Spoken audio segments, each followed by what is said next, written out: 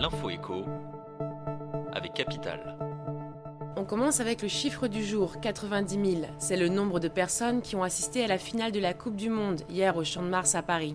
Plus de 3 heures avant la victoire de l'équipe de France 4-2 face à la Croatie, des milliers de personnes se sont précipitées vers la fan zone et ces 4 écrans géants mis en place pour l'événement.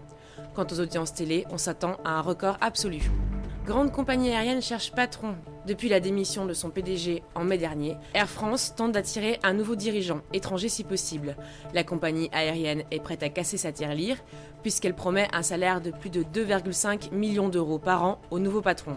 Pas moins de 1,8 million de hausse de salaire par rapport à son prédécesseur. Le nom de l'heureux élu sera dévoilé en septembre.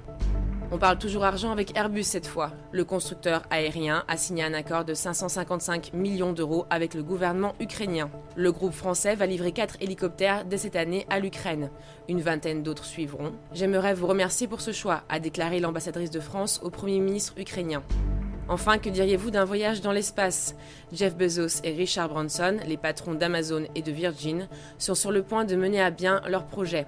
Selon les spécialistes, les premiers touristes de l'espace embarqueront dès 2019. Mais mieux vaut commencer à économiser dès maintenant puisque le voyage coûte la modique somme de 250 000 $. C'était l'info écho avec Capital.